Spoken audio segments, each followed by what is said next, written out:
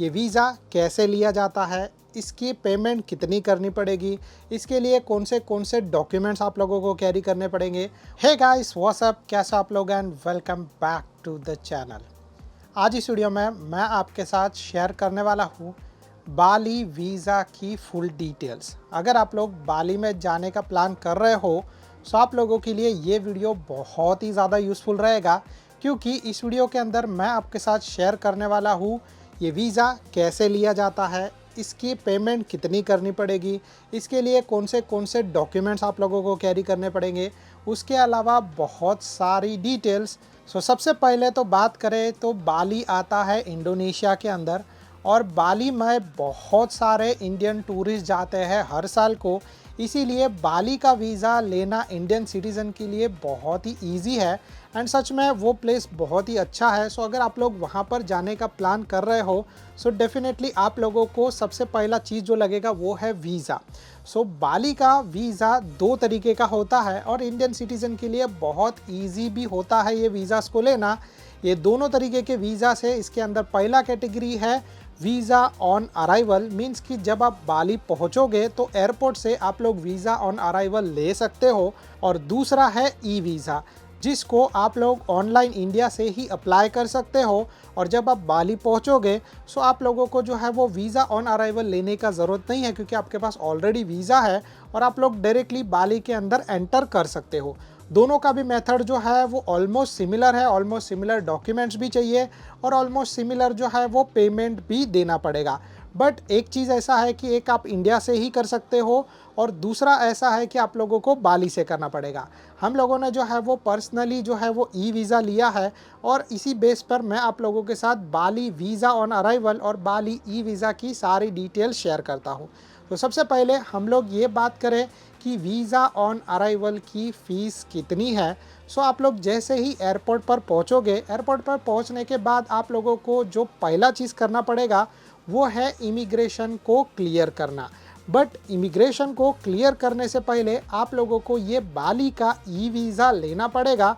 उसी के लिए जो है वो एक छोटा सा लाइन होता है, आप लोगों को उस लाइन में लगना पड़ेगा। कभी कभी ये लाइन लंबा भी हो सकता है डिपेंडिंग टूरिस्ट, क्योंकि अगर टूरिस्ट ज़्यादा आएंगे तो डेफिनेटली जो है वो ये लाइन थोड़ा सा लंबा होगा। इस लाइन में रुकने के बाद आप लोगों को डेफिनेटली ये वीज़ा लेना है और ये वीज़ा लेने के लिए आप लोगों को पे करना पड़ेगा 33 टू 35 यूएसडी के आसपास। मतलब एस्टीमेट इंडियन रुपीस में मैं आप लोगों को बोलूँ तो 2700 रुपीज़ से लेकर 3000 रुपीज़ के बीच में आप लोगों को पे करना पड़ेगा बाली के ये वीज़ा के लिए। और अगर आप लोग जो है वो ये वीज़ा ऑन अराइवल लेने वाले हो, मतलब कि बाली के एयरपोर्ट से ये वीज़ा लेने का प्लान कर रहे हो, आप लोग ये पेमेंट दो मेथड से कर सकते हो। अगर आप लोग ये कैश से करने वाले हो तो पहला है यूएस डॉलर, आप लोगों को अपने साथ यूएस डॉलर कैरी करना है और जब आप ये वीज़ा लेने के लिए जाओगे तो आप लोगों को 35 यूएसडी पे करना पड़ेगा पर पर्सन। अगर आप लोग जो है वो यूएस डॉलर अपने साथ कैरी नहीं कर रहे हो आप लोग ये पेमेंट इंडोनेशियन रुपी में भी कर सकते हो आईडीआर के अंदर, बट उसके अलावा इंडियन रुपीस नहीं चलेगा। अगर आप लोग इंडियन रुपीस अपने साथ कैरी करते रहोगे और उनको देने का कोशिश करोगे तो डेफिनेटली वो लोग ये एक्सेप्ट नहीं करेंगे।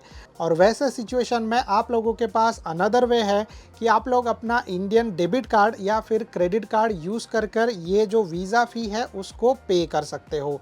बट अगर आप लोग ये ही सेम चीज़ अपने घर पर बैठे बैठे इंडिया से कर रहे हो ई वीज़ा के लिए आप लोगों को ये चीज़ जो पेमेंट करना है ऑनलाइन मेथड से करना है। आप लोग आराम से अपना डेबिट कार्ड या क्रेडिट कार्ड या फिर अपने बैंक से पेमेंट कर सकते हो बहुत ही ईजिली। अभी जब आप ये वीज़ा ऑन अराइवल लेने के लिए जाओगे एयरपोर्ट पर वो लोग कौन से डॉक्यूमेंट आपसे चेक करेंगे, उसके बाद आप लोगों को ये वीज़ा इशू करेंगे। तो उसमें से सबसे पहला डॉक्यूमेंट है वो है आप लोगों का पासपोर्ट, जिसकी एक्सपायरी 6 महीने से ज़्यादा होनी चाहिए, नहीं तो वो लोग जो है वो आपको ये वीज़ा इशू नहीं करेंगे। अगर वैसा चीज़ है आप लोग इंडिया से ही नया पासपोर्ट अपने लिए बनवा लो और फिर जो है वो बाली का ये इंटरनेशनल ट्रिप प्लान करो। और अगर आप लोग अपने फैमिली के साथ जा रहे हो तो सबका पासपोर्ट आप अपने साथ रखने के बाद ये वीज़ा के लिए आप लोग अप्लाई कर सकते हो। इसके अलावा जो है वो दूसरा डॉक्यूमेंट लगेगा वो है आपका रिटर्न फ्लाइट टिकट। आप लोगों का कंफर्म रिटर्न फ्लाइट टिकट लगेगा, डमी रिटर्न फ्लाइट टिकट नहीं चलेगा। मतलब कि वो फ्लाइट टिकट जो आप पकड़कर वापस इंडिया जाने वाले हो वो फ़्लाइट आप लोगों को शो करना पड़ेगा। अगर आप लोग डमी टिकट यूज़ करने वाले हो तो ये चीज़ नहीं चलेगा, आप लोगों को बाली के अंदर एंटर नहीं करने दिया जाएगा और इसको एक तरीके से डिपोर्टेशन भी बोल सकते हैं। सो मेक श्योर कि जब आप इंडोनेशिया में या फिर बाली में एंटर कर रहे हो सो आप लोगों के पास अपना कंफर्म रिटर्न टिकट होना चाहिए। उसके बाद तीसरा डॉक्यूमेंट आप लोगों से पूछेंगे वो है आप लोगों का होटल बुकिंग। तो आप लोगों को कम से कम जो है वो मिनिमम 3 रात का कंफर्म होटल बुकिंग बताना है। अगर वो आप लोग पे ऑन प्रॉपर्टी करोगे तो भी चलेगा, उसका कोई इश्यूज़ नहीं है, बट आपके पास कंफर्म 3 रात का होटल बुकिंग होना चाहिए। पेमेंट आप लोग पहले भी कर सकते हो और पेमेंट आप लोग पे ऑन प्रॉपर्टी वाला ऑप्शन भी चूज़ कर सकते हो। और बहुत सारे ऐसी वेबसाइट्स हैं जो बहुत सारे अच्छे ऑफर्स भी देते हैं। अगर आप लोग बाली में एंटर करने का या फिर बाली में स्टे करने का प्लान कर रहे हो तो बजट रेट से लेकर बहुत अच्छे होटल तक भी आप लोगों को मिल जाएंगे। तो आप लोगों को जो है वो एक अच्छा होटल चूज़ करना है जो मिनिमम से मिनिमम 3 रात का हो। उसके बाद का होटल आप लोग उसके बाद भी बुक कर सकते हो, बट कुछ रीज़न के वजह से वो लोग आपसे जो है वो ये जितना भी दिन आप लोग रुकने वाले हो उतना होटल का कंफर्मेशन भी मांग सकते हैं। तो उसके लिए भी आप लोगों को रेडी रहना पड़ेगा। उसके बाद चौथा चीज़ लगेगा आप लोगों को वो है आप लोगों का ट्रैवल आइटिनरी। सो आप लोग बाली में जितने भी दिन रुकने वाले हो, उतने दिन क्या करने वाले हो, कहाँ पर जाने वाले हो, उसका एक डिटेल आइटिनरी जो है वो आप लोगों को बनाना पड़ेगा और फिर जो है वो आप लोगों को उनको सबमिट करना पड़ेगा। उसके अलावा पांचवा डॉक्यूमेंट लगेगा वो है आप लोगों का कोविड वैक्सीन सर्टिफिकेशन। ये आप लोगों को बताना है कि आप लोग फुल्ली वैक्सीनेटेड हो और उसी के लिए आप लोगों को जो है वो अपना वैक्सीन सर्टिफिकेट उनको बताना पड़ेगा। इसके बाद लास्ट डॉक्यूमेंट आप लोगों को लगेगा वो है आप लोगों का ट्रैवल इंश्योरेंस। सो आप लोग जितने भी दिन बाली में रुकने वाले हो उतने दिनों का ट्रैवल इंश्योरेंस आप लोगों को करके बताना पड़ेगा। अगर आप लोग अपने परिवार के साथ जा रहे हो तो डेफिनेटली आप एक ट्रैवल इंश्योरेंस ले सकते हो जिसमें पूरी फैमिली जो है वो इंक्लूडेड है और वो आपको उनको बताना पड़ेगा। और उसके साथ साथ एक डॉक्यूमेंट एक्स्ट्रा है जो वो लोग मांग सकते हैं, वो है कि आप लोग वहाँ पे जाने के बाद अपने एक्सपेंसेस कैसे मैनेज करने वाले हो वो चीज़ करने के लिए।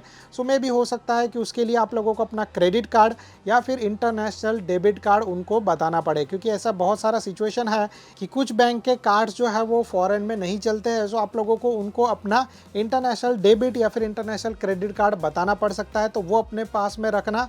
उसके अलावा वो लोग आपसे ये भी पूछ सकते हैं कि आप लोग जो है वो ये लोकल पेमेंट करने के लिए क्या यूज़ करने वाले हो, कैश यूज़ करने वाले हो तो वो कैश कहाँ पर है। सो वो चीज़ें भी आप लोगों से मांगी जा सकती है। तो मैं आप लोगों को बता रहा हूँ कि एक्स्ट्रा चीज़ें अपने पास रखना जिससे आप लोगों को ये वीज़ा ऑन अराइवल मिलने में कोई भी तरीके का दिक्कत ना आए। अभी लास्ट में हम लोग बात करते हैं कि ये जो वीज़ा आप लोगों को मिलेगा वीज़ा ऑन अराइवल, उसका जो है वो ड्यूरेशन कितना रहेगा, आप लोग कितना टाइम तक बाली में रुक सकते हो। सो ये जो वीज़ा ऑन अराइवल है वो आप लोगों को मिलेगा 30 डेज़ के लिए, मीन्स कि 30 दिन के लिए, ऑलमोस्ट 1 महीने के आसपास का टाइम।